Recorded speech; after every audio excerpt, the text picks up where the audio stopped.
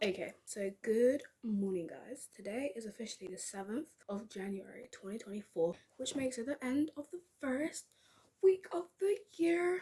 So, today, we're doing a day in the life of an online college student, part 2. But we're not in Vancouver, we are in Brighton. Last time I wasn't as detailed, but you guys love that video. This time I'm a lot more detailed, and hopefully you guys will enjoy this video too. Try to do a minimum of 2 hours studying a day. It doesn't always happen, but before that, I think I'm gonna go get some breakfast. I got this picture in my closet. It's gathering dust right now. And the edges. Okay, my bacon and omelette roll. I hate fat on my bacon, so I'm literally just putting it off. Guys, if you don't eat pork, I'm really sorry. I know this is upsetting to some of us. Number one, what website, company, organization am I studying with? I'm studying with CloudLearn, kind of low-key. I am a cheapskate, if you didn't know. So it was 2,700, I believe, to book the exam and have a tutor. I am cheap and took the 1,500 option to just book my exams, and I was like, I'll find a different way to study, a cheaper way. So my cheaper alternative option was these books were like £20 per book, and it's only 3 subjects, so it's £60 altogether, and YouTube, which is just Wi-Fi.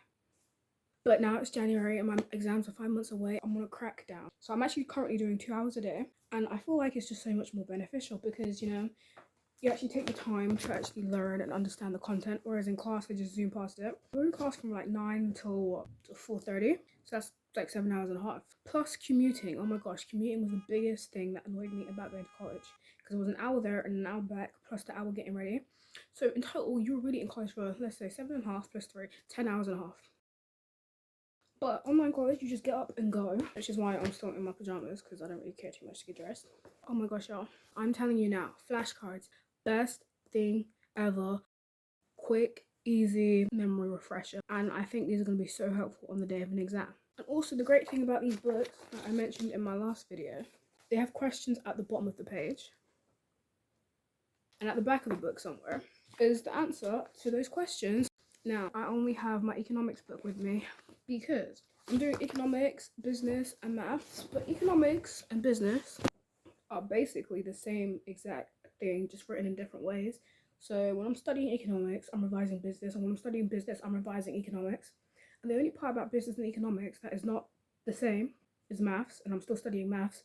So really, all my subjects complement each other in the best way. So yeah, I'm kind of struggling with economics. Did I say struggling? I'm not struggling anymore. I was struggling like really badly, but I got it. But I'm gonna recap to see if I can remember, and that's our first task of the day. So let's begin. My jaw is so ready to fall off from all that talking. I have my study book, my notebook, my laptop for YouTube, and also incentives and breaks during learning are so beneficial. So after you learn something new, you can either move on to learn something else, or you take a 5-minute break and then recap it, because I feel like information just flows easier if you stop. Give your brain time to process it. And in that time you stop for 5-10 minutes. Why does my mouth look like this? Anyway, yeah, in that time that you stop for 5-10 minutes, you can just watch something, go on your phone, scroll through social media. I could go over the flashcards, but I think I want to do the questions at the bottom of the book. So what I'm gonna do is take my flashcards, the back of it, where it just tells you what the thing is about. So this one is the determinants of elasticity of supply, and I'm just gonna write it down.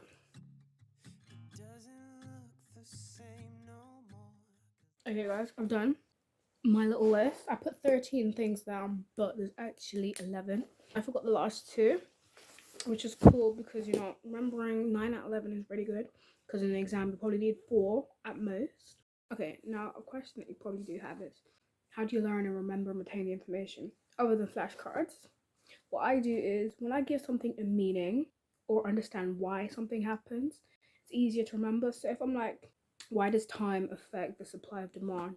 Time is very important because certain products expire, and whereas other products don't, and certain products are seasonal. Like the demand for a winter jacket is going to be much lower than in summer than it is in winter. So time is an important factor. Forecasting is great because if you know that in the winter the demand for a winter jacket is going to skyrocket. What you do is during the summer you buy it at the low prices, you retain it, and then you release it at your price in wintertime before your competition, so therefore you can charge higher prices. Your product is inelastic for the short term. And legislation is also important when it comes to supply, because anything could change at any moment, such as the banning of plastic straws. So now that plastic straws are no longer in demand, plastic factories have to readapt their strategy, because if they were making plastic straws and now that they've been banned, their profit, their whole business is in jeopardy right now. So, you know, give everything a meaning. So I'll come back to you when I've finished my warm-up and I'm on today's activity. Okay guys, it's kind of cold and I can't be asked to get over it now because I'm freezing and I'm really warm underneath these blankets. But okay, I've done my starter and I've got everything right apart from my little thing on camera that was earlier, so I'm very happy. Now I'm moving on to my new subject. I say subject, I meant topic. We're on consumer and producer surplus. So what I do when I start a new topic is I attempt some questions like at the bottom of the book to see if I know anything. And then I read through it, I write it down, and then I listen to a video on it to actually make sure it's in my brain. And then I also write it on a flashcard so it actually is wedged in. Because when you read and then write and then hear it, it goes into your brain multiple times, so your brain's awakening that, okay, this is information that I need to take in. Because, you know, studying is not always the most interesting thing. Your brain's not just going to absorb the information like it's a sponge. I gotta sit up because me holding you with this arm is really hurting my chest right now. I don't know why, but even when I was outside earlier, this side of my body was hurting. I don't know what's going on. Okay, let me do this and we'll see what I got. These questions don't come with marks, so I don't know how long to write my paragraph. Okay, I got my answer here. So I'm gonna check in the back of the book and then I'm gonna write it on the flashcard, and then it will be 11:45. And then I'll watch my video in 15 minutes and then I'll take my break to get ready and go out for 3 hours to enjoy the sun. To be honest, I probably wouldn't be out for 3 hours because it's kind of jarring. There's nothing for me to do. An increase in demand equals an increase in consumer and producer surplus. Consumer surplus, the demand curve shift. The demand curve, this can be caused by, and consumer surplus, producer surplus. I said the same thing. They wrote it in one line. I read it in like 5. So, you know, I'm getting it. I'm gonna try the next question and see what I got. Do you know how many pages of this book I've done? 24, not even 25. I've got that much to go for the next 5 months. Am I worried?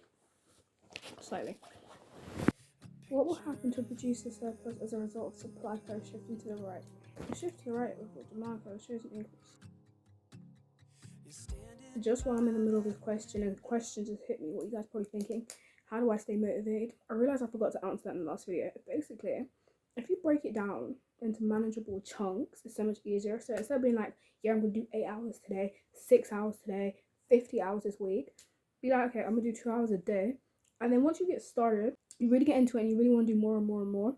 And if you got the whole day to do that, that's fine. But other things get in the way of life, like you want to go outside, work, all this extra stuff, people talking, kicking in your doors. I can relate heavily to that one. Because if you're like, okay, I can do 2 hours, that's a manageable amount. Or even if you're like 30 minutes or an hour. Yeah, last year I was doing 15 pages a day, which was absolutely amazing and manageable for me. This year, I feel like 15 pages a day, it's kind of time consuming and it takes time away from other things. And just because you're reading 15 pages doesn't mean 15 pages worth of text is getting in your brain. So I broke it down to 5 pages, which means, okay, yeah, I have to read, but it's only 5 pages, it's not that deep. And this one's like, oh, okay, it's only 2 hours, not 8 hours, so it's not that bad. And if you keep adding incentives like, oh, if I do this page today, if I learn this, if I study this many hours, I can go see my friends, I can buy a takeaway or some sweets or something, I don't know, whatever, something you want to do, you know. For me, I'm just like, if I do it, then I feel good that I did it. That's it. There's like no major incentive for me, but I still want to pass this test at the end of the year and be like, yeah, I did that. Because really, this is just a challenge for me. Like, am I capable of doing this all on my own? And I'll find out in August. Now, let me finish this question. Okay, so my shortened down answer is a shift to the right of the demand curve shows an increase in supply. And the answer is producer surplus will rise as a result of the supply curve shifting to the right. Boom, done it. Willing and able to pay, contraction in quantity demanded, later. Okay, y'all, it is now 2:36. Went in the shower, got changed, as you can tell. This outfit is banging, 10 out of 10. I feel like my style, you can't even see. New outfit, I know you can't see it properly, but I've got my Adidas bottoms on. But I feel like my style, so that sense of style is really starting to come together, and I just want to keep going at it and then take the best pictures.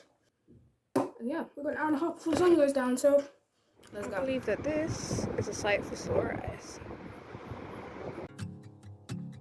You're standing by. I kind of low-key want another hot custard salted caramel shake, so I might do that. Maybe, we'll see.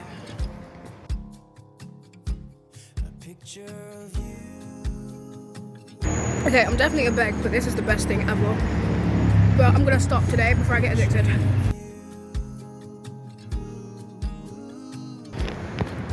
It's easier to vlog when no one's around, I'll be real. Every day that I spent with you. The look you had. Okay, y'all, we have a sunset.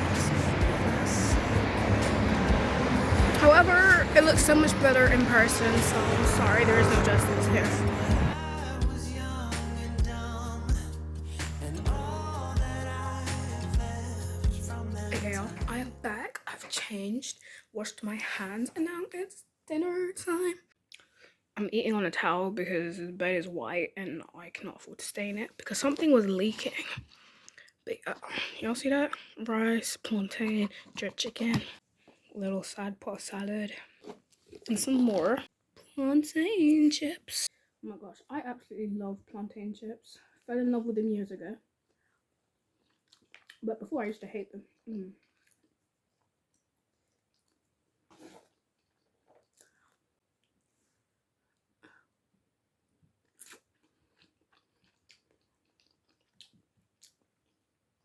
10 out of 10.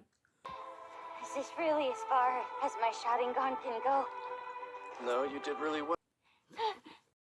Okay, now I've finished my dinner. 10 out of 10, totally recommend. I'm going to do 1 more hour. Basically the same stuff I showed you earlier. But yeah, this is basically how my day goes. Normally I do the 2 hours in one go. So yeah, if I think of anything else, I'll come back on camera and let you know. But I'm just going to get on with this. I also wanted to come on to say, sometimes when you're like revising, because right now I'm studying and I'm on a new page and I'm doing ad valorem, which is like tax. I wanted to say that sometimes you don't understand something even though you've read it like 15 times because you don't understand the meaning of a word. So if you were to like search what the word means, like earlier I struggled with what capacity meant, then I searched it as maximum output. So ad valorem, I haven't searched it yet, but when you understand the meaning of a word, it helps you understand the whole sentence and what the thing is trying to tell you better. Because sometimes it's not that you're reading and it's just not going in your brain, it's just you're reading but you don't understand what these words mean, so you can't understand the meaning of the text.